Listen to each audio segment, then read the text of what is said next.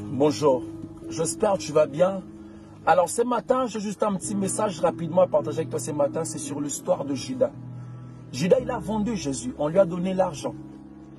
Et puis après, je me disais que voilà, Judas maintenant, il sera très heureux, il sera maintenant riche. Mais après, la Bible me dit que Judas cependant, qu'est-ce que j'ai compris par là? La Bible voulait aussi nous faire comprendre que tu ne gagnes rien du tout en faisant du mal à ton frère. Cette feuille que vous voyez, ça ressemble à un cœur. Si je prends cette feuille, je la froisse et j'essaie de le remettre comme avant, cette feuille ne sera plus comme avant. Pourquoi? Tu vas remarquer le signe. C'est la même chose quand tu blesses quelqu'un, quand tu blesses son cœur. Cette personne ne sera plus la même personne. Pourquoi? Il y aura de cicatrices qui vont rester dans son cœur. Celui qui blesse oublie, mais celui qu'on blesse n'oublie pas parce que le cicatrice reste.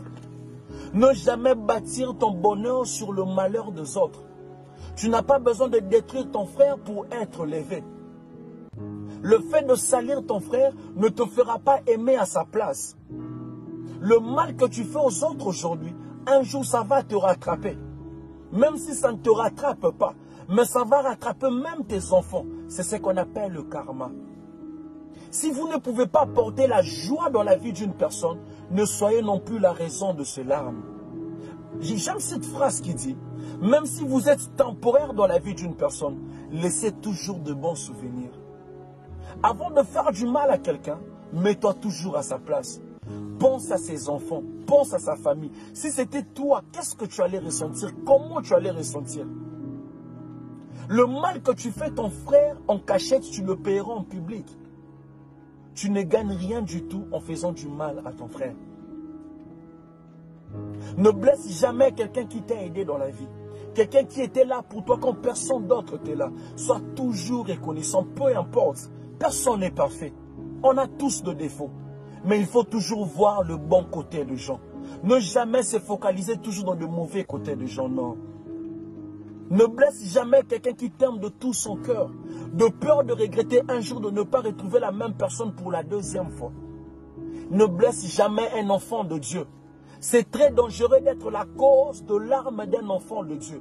Il y a des gens dans la vie qu'on ne touche pas, de peur que la malédiction soit sur toi. Dieu dit à Abraham, je maudirai tout celui qui te maudira.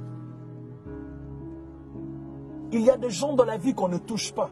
Le diable a tout touché de Job, mais il ne pouvait pas toucher à son âme. Parce que l'âme de Job était la grâce. On ne touche jamais à la grâce parce que la grâce c'est Dieu lui-même. Il y a des gens dans la vie, tu peux toucher à sa réputation.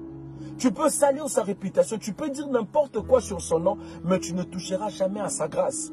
Parce qu'il y a des gens dans la vie qui sont appelés à aller loin, peu importe ce que les gens diront. Détester un enfant de Dieu ne lui empêchera pas de réussir. Parce que la grâce de Dieu est sur lui. On ne touche pas à la grâce. Il y a des gens dans la vie, tu perds ton temps de lui détester. Parce que peu importe ta jalousie, cette personne réussira toujours. Parce que là, la grâce de Dieu sur lui. C'est juste ça le petit message que j'allais partager avec toi. Faire du mal à ton frère, tu ne gagneras rien du tout en faisant du mal à ton frère. Alors aimons-nous vivants.